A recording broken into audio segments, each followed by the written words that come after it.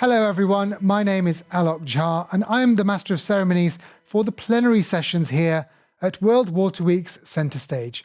I'm here right now with World Water Week Director Gabriela Suchowski and also Seaweed's Jenny Gronwall for a midweek check-in to chat about how the meeting has gone so far. Yes, thank you, Alok. It was only a few days ago that the three of us met here on Centre Stage for the welcoming session. Now the World Water Week is in full swing. What do you think so far? Well, lots of interesting people, lots of unexpected perspectives. To be honest, I think that some of the most interesting things we've heard so far were in our welcome session that we hosted a few days ago. Yeah, you're right. What about you, Jenny? Oh, I agree. And so many interesting sessions, so many brilliant speakers, as always. Well, from the survey that we do with our participants, we know that they appreciate good speakers. So that is definitely a priority for us. We do have new features for this year. For instance, session type, the talk shows, hosted by different organizations in a morning sofa type of format. I'm very excited about that. We'll also have many more interesting speakers coming up in the opening ceremony on Monday on site in Stockholm. And of course, the CV Corner, our own talk show, and the wrap-up sessions, similar to this one, where we conclude the sessions, the days, and allow time for discussions and reflections on the topics. Now, Jenny, in the Welcome to World Water Week session that we did on Tuesday, you talked about the theme of this year's conference, Seeing the Unseen, the Value of Water. How has that been reflected in the programme?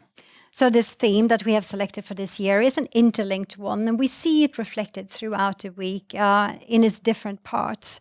So the value of water as such can be understood in terms of how what it means for the economy and from financial perspectives, but also for people and development, for nature, environment, and the climate change. And we can see that the program is structured around those three sub-themes. And Gabriela, is that how it works? Is that how you consciously think about it?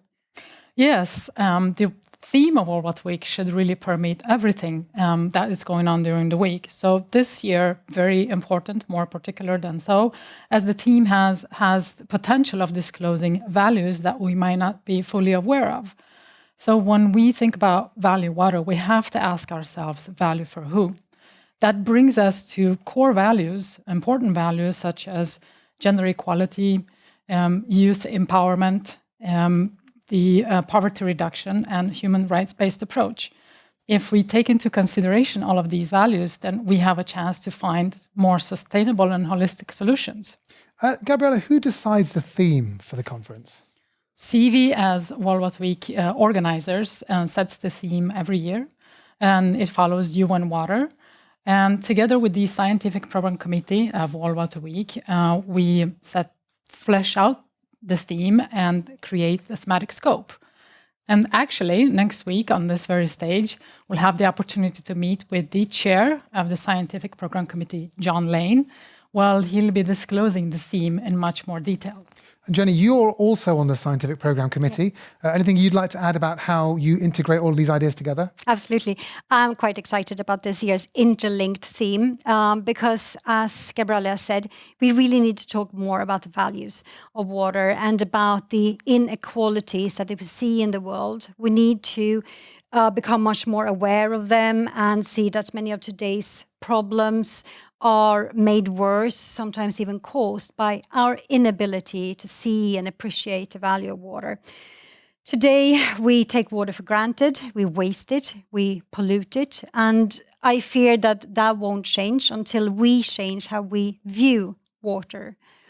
And in addition, we do see progress today in terms of how people appreciate the visible water around us, the surface water bodies in lakes and the ocean and so on. People care about the existence of such waters and the quality of such waters.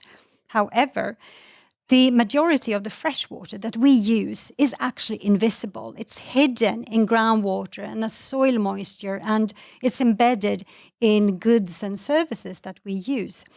And I think maybe, perhaps this is our biggest challenge, to ensure that people and decision makers see this unseen, the invisible, the hidden water, and make better decisions based on that. And Jenny, you actually work on groundwater, don't you? I do. One of my roles at SIWI is to promote groundwater governance. So, of course, I'm quite thrilled that this year, this World Water Week is zooming in on groundwater more. And I hope that no one missed one very interesting keynote presentation that was given yesterday, Wednesday, by Professor John Sherry, who's the 2020 Stockholm Water Prize laureate.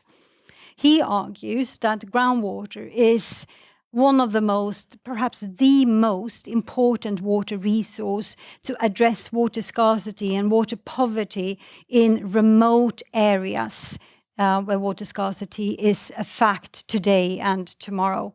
And this is something that's very close to my heart. Much of my research has been on the unserved households and communities that self-supply, meaning that they arrange their own access from groundwater wells. So I really recommend John Sherry's keynote presentation for those who missed it. And of course, this year's Stockholm Water Prize laureate, Professor Wilfred Brutzert, is also an expert on invisible water, I believe. Yes, he is. And people call him Mr. Evaporation. Of course, his research in the area is very important as it has made climate models more accurate. So I'm really looking forward to having him at World Water Week. We also have Sandra Postel, which is a previous laureate. She'll also be joining the week. So I'm looking forward to meeting them all and learning more from all of them during the week. And meeting them in person, because World Water Week is going to be happening online and in Stockholm, of course, as well. Yes, this is the first year that we meet both online and on-site in Stockholm. Since 1991, when World Water Week was first hosted, we've been hosting World Water Week on-site. But as the pandemic struck, we had to move online. And of course, it has its advantages.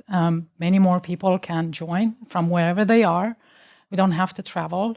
And it brings together this diversity and inclusion that we need to bring to the discussions. We'd like to think that we've kept the best of online format and the on-site format. Online, it's perfect for capacity building, master classes, bringing on board, like I said, the global input, and it can be watched as many times as you want. While on-site, it allows for deepening connections, advocacy.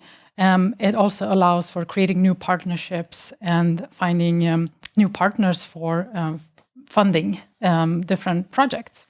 So it's really one conference that brings together global input and brings together solutions. There's nothing like meeting in person. You're absolutely right. Let's look ahead now.